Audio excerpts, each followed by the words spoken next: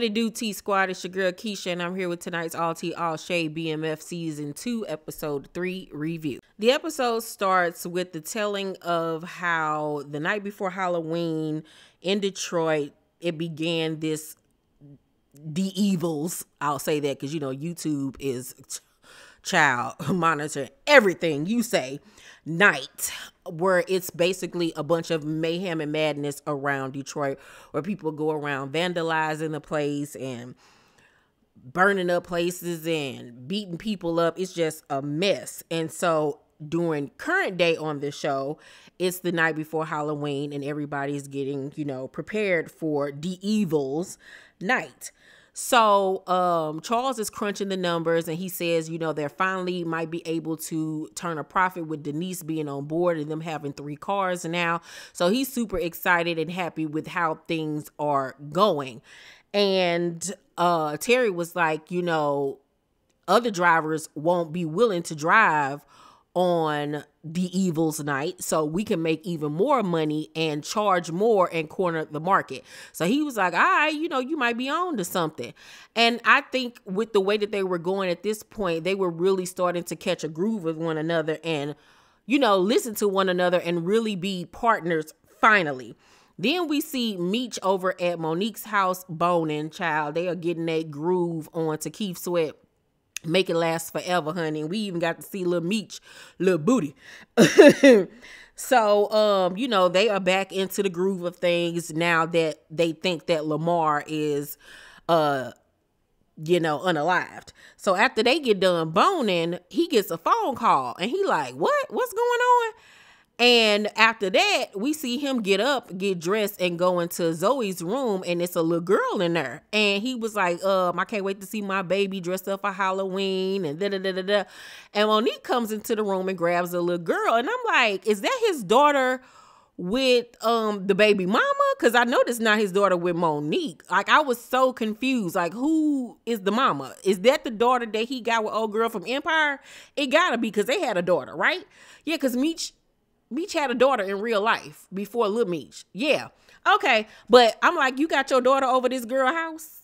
Oh, you just trying to get Monique and the baby mama to fight, because them fighting, not even words, actions. Like, how dare you have your baby, my baby over some girl house? You done lost your mind, sir. So after that, we see Terry and Nicole heading to school and one of the tire pops, and he's zigzagging all over the road. She in the back seat with no seatbelt on, and she ends up hitting her head on the headrest of the back seat. So Meech then goes to see K9, and we find out that the phone call he got was from his cousin saying that he got ganked for their product. So he goes to K9 like, yo, I need to re-up. And dude was like, no, like, it's a drought right now. Like, I ain't got nothing for you.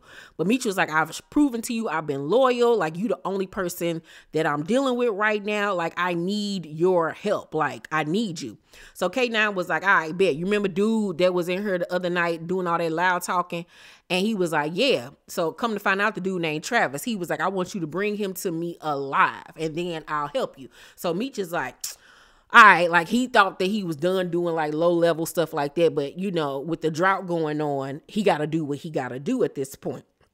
And I don't blame him, because, you know, mama got seeds. As Meech is walking out, K9 stops him and was like, remember, blood don't make you family. Loyalty does. Check out your cousin's story and make sure it's real. Because at this point, he thinking that, you know, the cousin on some up and up type stuff and that he really got ganked.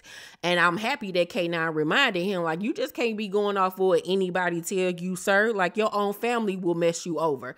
And that was one of the lessons that Meech had to learn. So he's learning a lot from this K9 dude. I feel like he getting even more school from him than he did old boy character from last season, dude from The Wire. Charles and Lucille joined Terry and Nicole and the police or whatever at the crash site. And Charles was like, somebody messed with your tires, because the way it went and what they found, that wasn't just no regular tire pop. So he kind of side-eyed Terry like, let me find out you on some other type of stuff. And he was like, no, like, I'm not. Like, you know, he was thinking like it got to be something to do with the evils night. And so the daddy just kind of looking at her like, like he don't really truly believe him. And that's what he was genuinely thinking at that point until his daddy was kind of side-eyeing him.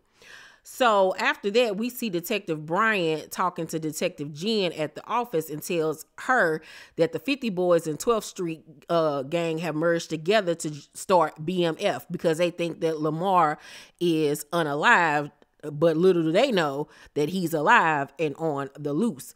And so, you know, he just talking about how he can't wait to get Meech. And she like, why are you so, you know, got a hard on for this? Like, what is the problem? And, you know, it's like a obsession of his at this point. Even she side-eyeing him like, what are you on?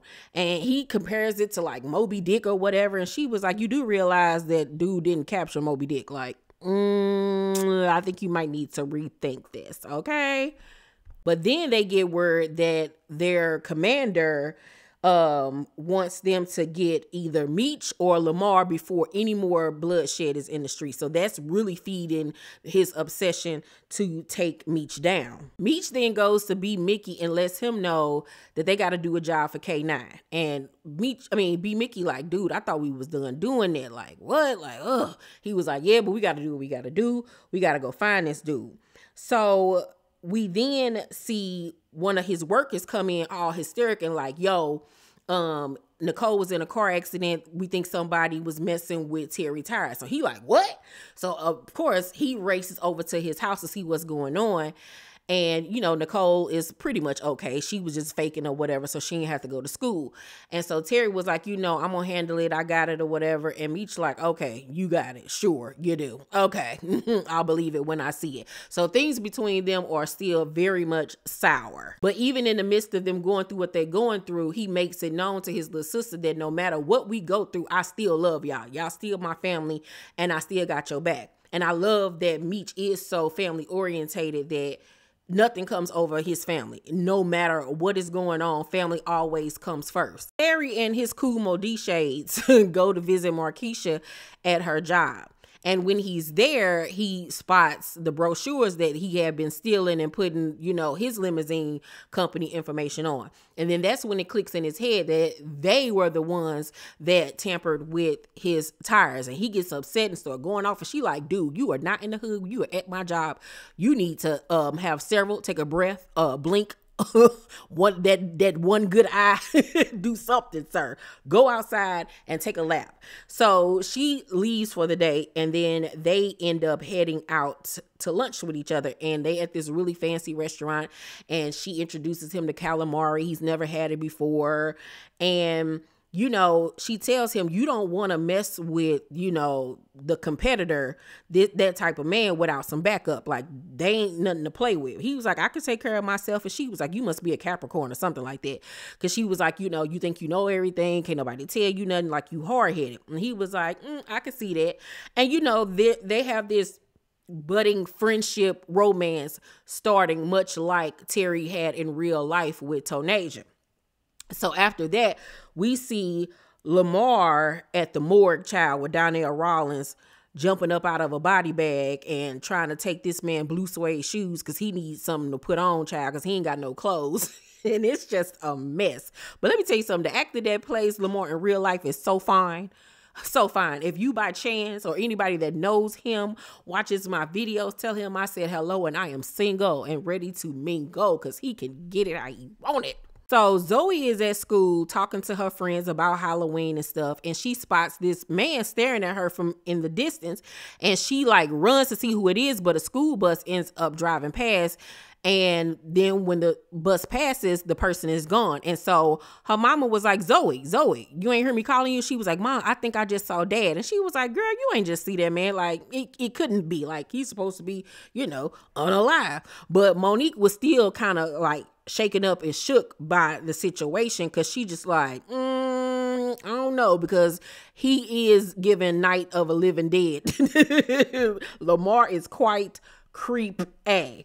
So Detective Bryant picks up B Mickey and takes him on a ride where he takes him to this location where they've been storing dead bodies because, you know, they've run out of space because of, the riots and everything going on in Detroit, and plus, the drug epidemic that's going on. So he, B Mickey is like, why are you bringing me here? He was like, cause Kato body in one of these. He was like, dude, what you talking about? Like chill. He was like, I'm for real. She didn't have no family. I mean, except for one person. And then he pulls out this paperwork that shows B Mickey that when Kato was unalived, she was pregnant. And I was like, see, we're not about to play these games. We are not about to play these games, people. I do like that little twist, but I'm like, y'all already did that on Power with Tommy and old girl, where he found out she was pregnant after the fact. You know what I'm saying? It was a cute twist, but I'm like, we been there, done that. So B Mickey started throwing up or whatever, because he really loved Kato, and if he would have known that she was pregnant, he wouldn't have unalived her. Like, he wouldn't have allowed that to happen, because he didn't want to do it in the first place, but he had to, because he couldn't trust her, So it really got him messed up once he finds that out. So Detective Bryant was like, you got to bring me Meech. Tell him you got a new plug with some high grade, product. And once you do that, I'll take care of the rest. So at this point, B Mickey's back is really up against the wall. But once again, I'm like, dude, why don't you just tell Meech what's going on so y'all can handle him? Duh.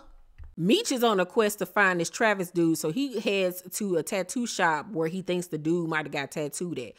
And he him up the tattoo artist. Tattoo artist gives him an address. He goes to the address searching for Travis. Travis isn't there. However, this crackhead and her baby is there.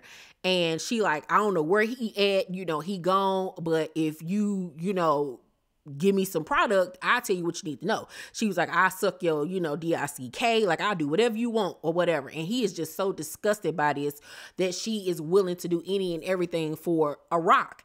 And she's doing this in front of her daughter, who looks malnourished. So Meech is just in a real bad headspace, because he's finally seeing what he's doing to his community and how it's affecting the people around him. And it's like face to face now, like he can't run from it.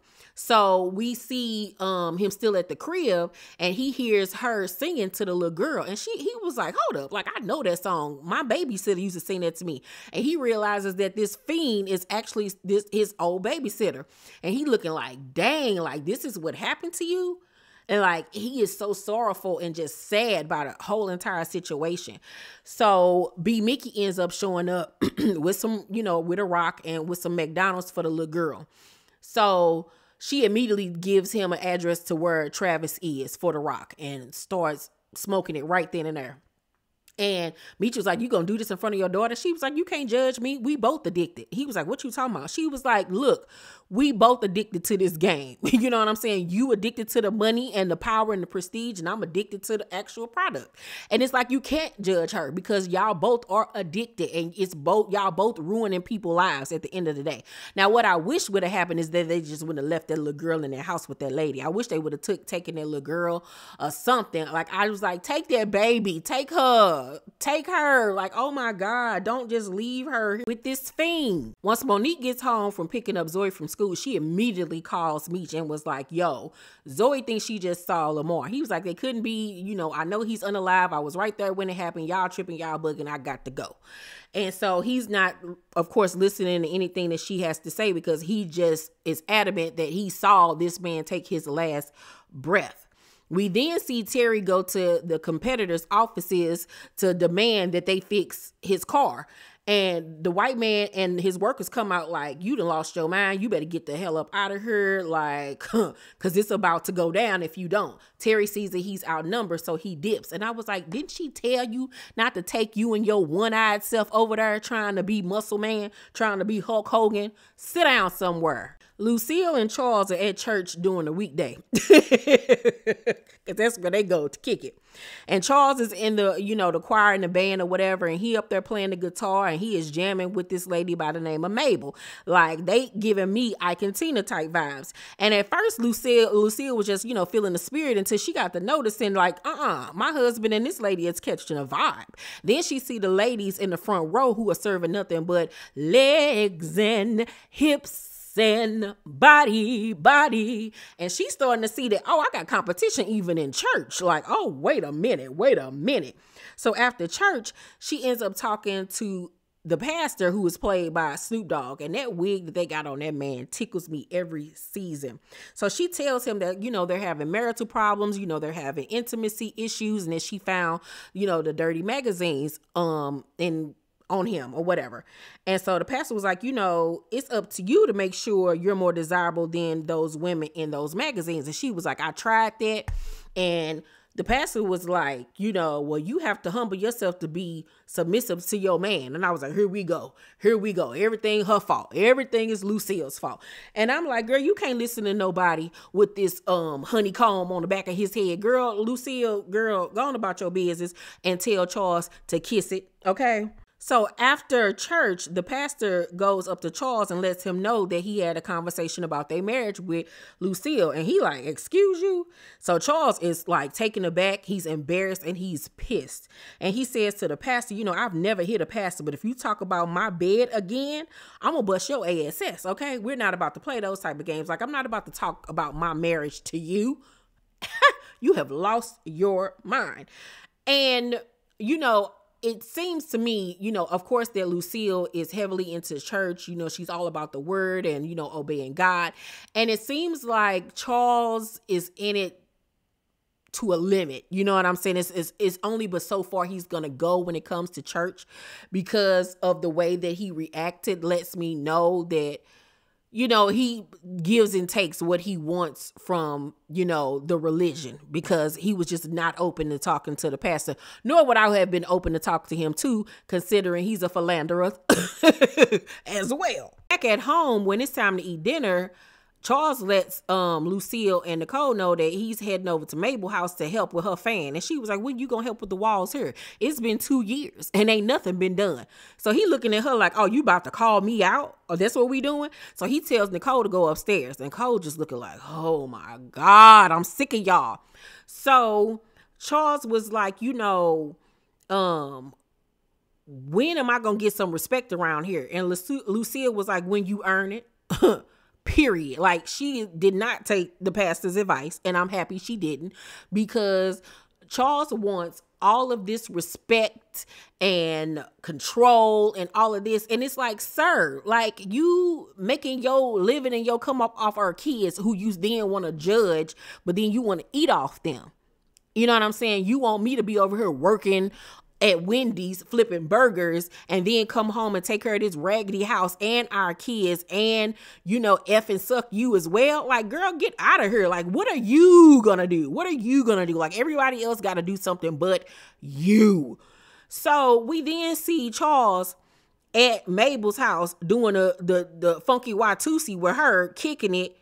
And I'm like, oh, so you can have a good time with her, but you can't have a good time with your wife. So it's giving me very much, I got a headache at home, and this will be my place of peace. And that's what's going to end up happening, where he's going to end up having an affair with Mabel, okay? Because over there, it's easy, and ain't no complaining, okay? And Lucia, girl, you can't trust nobody named Mabel. You cannot trust nobody named Mabel. At night, we see Detective Brian and Detective Jen with each other, and they get a notice over the line that there has been a fire. So they head over to the fire, and all of these people are standing outside, and they like, stand back. We trying to, save this house. We don't want nobody to get hurt. And they was like, girl, we did this on purpose. Like, this is WHORE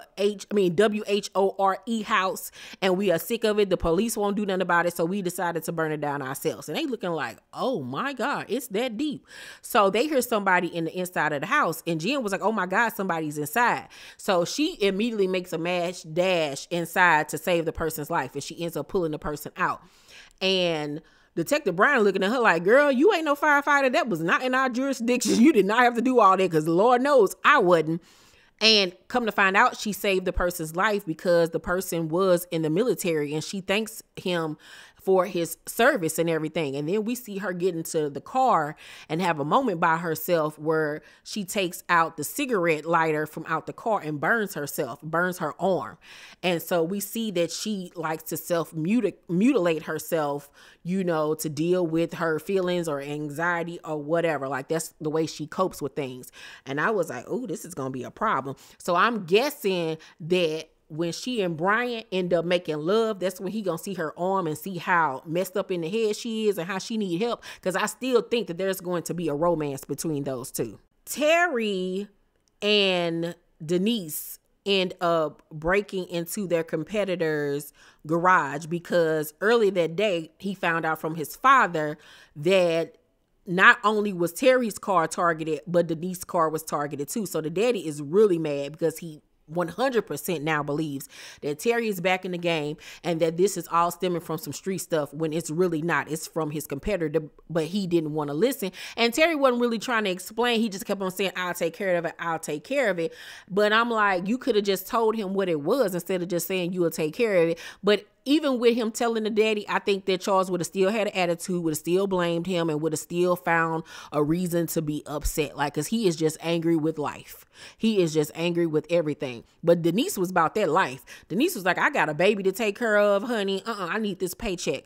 And she used to work at the plant, so she knows her way around cars. So like I said, they break into the competitor's garage and put sugar in their tank and mess up the brakes and everything else.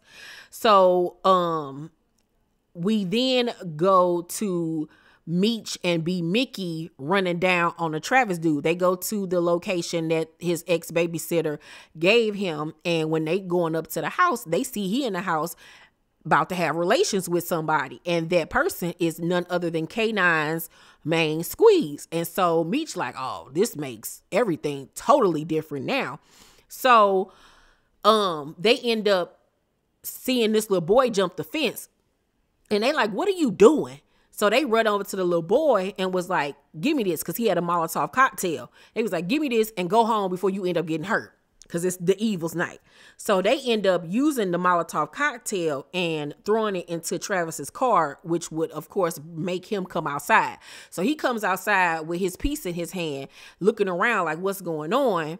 And he end up spotting B. Mickey. They end up pow-powing at each other. It's a whole, bang, bang out. I got to use these words, excuse me. So they get inside and they having a whole bang, bang in the inside of the house or whatever. And Meech was like, dude, I'm not trying to unalive you. I'm not trying to unalive you. But dude, like, if you weren't, then why are you pow-powing at me? So they steady pow-powing at each other. And at some point, B. Mickey ends up unaliving him. And Meech was like, dude, K9 said he wanted him alive. He was like, what am I supposed to do? Like, we're shooting at each other, sir. Like, it's either him or me. Like, you can't get mad at me. So as they're having this conversation, K9, boot thing, run up in behind Meech with a piece. And he was like, look, K9 sent me. And she was like, so? And she was like, I'm still going to do what I want to do. He was like, girl, I don't care who you get that pussy to. Girl, get out my face. So she was like, no, y'all get up out of here. So Meech then goes to K9 and tell him what happened. And K9 was like, I told you to bring him to me alive. I wanted to unalive him. And he was like, and then you saw my boo thing there? F her too. He was like, because you ain't listen, I ain't giving you nothing. And get rid of this body. So Meech like, oh, word? Oh, okay. So he tell B. Mickey to hook him up with the connector he said he got. And I was like, oh my God, no, Meech, no.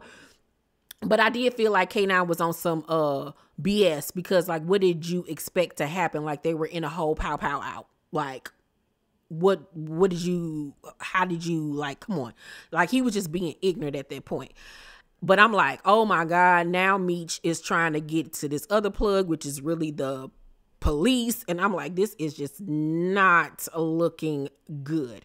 So we then see Terry and Terry's competitors driving the limousines and the brakes ain't working and all of this stuff. The white man end up pulling over on the side of the road, getting out of the car, and Meech and Terry and them end up jumping them and tells him, next time it's going to be worse than that. Terry at this point is feeling himself, he didn't got rid of the competition, he didn't got out some of his aggression. So he pulls up on Markeisha at her job because he saw her car outside. He like, what you doing here late? And she was like, I was just handling some business. And she was like, I gotta go. So she just trying to rush to her car. And she's so frantic that she ends up dropping her keys. So he was like, what's wrong with you? Like, look at me. And she was like, no, I gotta go. And so he ends up, stopping her and sees her face and it's bruised up. He was like, what happened? And she was like, her husband, the one that did it. She was like, he always get mad and hitting on her, which is what happened to the real life Tonasia. In real life, her husband was jumping on her and stuff like that. So he was like, nah, I ain't gonna let that ride. He was like, I'm gonna handle that. She was like, no, that's still my husband and the father of my kids. Like, just chill. So he was like, if you was mine, you would never have to go through this. And she was just looking like, well, yeah, I like you, but I'm not yours. And my husband is crazy. And I don't think you want those type of problems, because her husband in real life was crazy, like crazy, crazy, crazy. So Terry ends up kissing her. They end up making out for a second, but she scurries away like, I gotta go. So he just kind of standing there like, what am I gonna do? Like, this a whole married woman with kids or whatever, but he feeling her and she feeling him. We then go back to Monique, who is at home playing games with Zoe, and somebody calls the house and she answers the phone. The person on the end don't say nothing. So she just think it's the wrong number. Then she hears tires screeching outside. So she looking through the blinds like, what is going on? It's the evil's night. So anything could be, popping off. So she gets up and goes to the door to like see what's going on.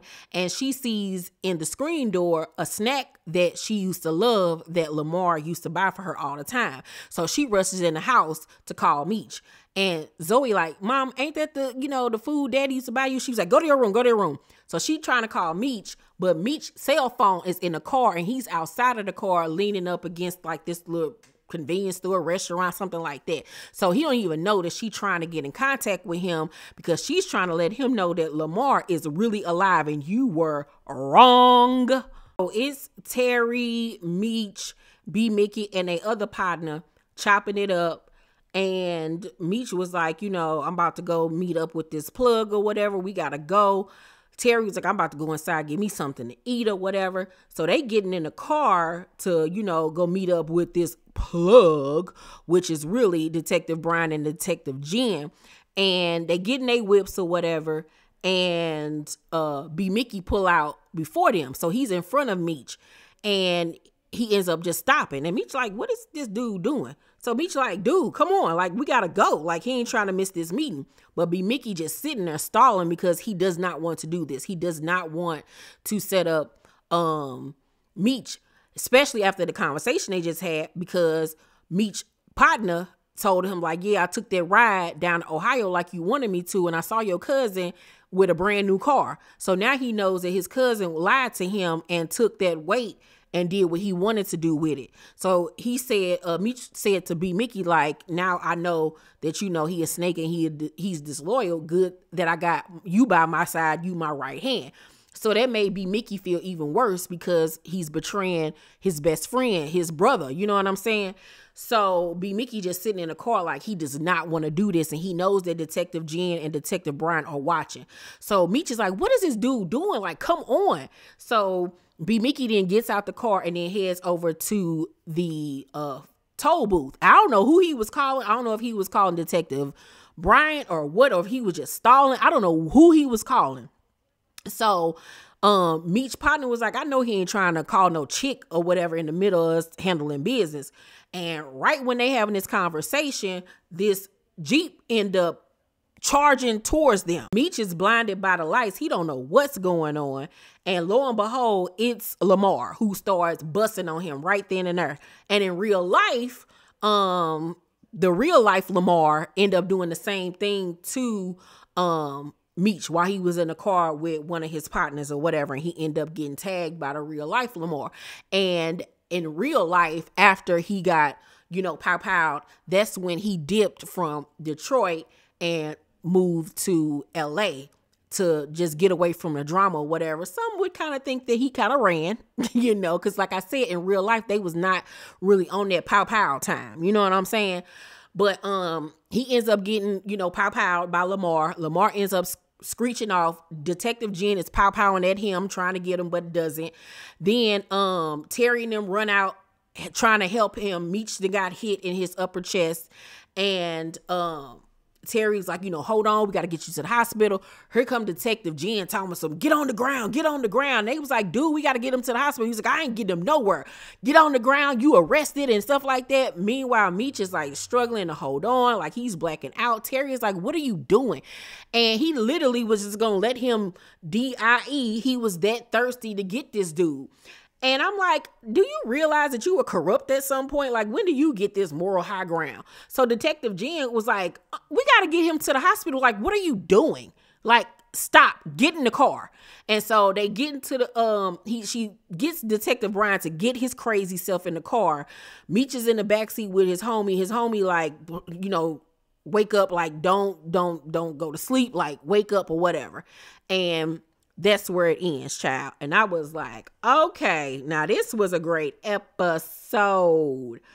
Great episode here. It was very much like charged, fast paced. The writing was good. It was action packed. I like the twists and turns that the story had going. It was good seeing Cash Doll back on the show. Lamar is back in full effect. Meech and Terry are about to join forces again and get on the same page. And I am just here for it. I love this episode. I give it an A. Everything about it was on point. You know, I feel like Charles and Mabel about to start, you know, having an affair. And I feel bad for Lucille and I want to fight Charles. I really honestly do. And did y'all, nobody told me, I don't think on last week's episode, if their father is alive or not in real life, or is he unalive? Let me know down below in the comment section. Make sure you guys thumbs up this video, like and subscribe, and hit that notification bell button. I love you guys and I'll see you on the next video. Bye.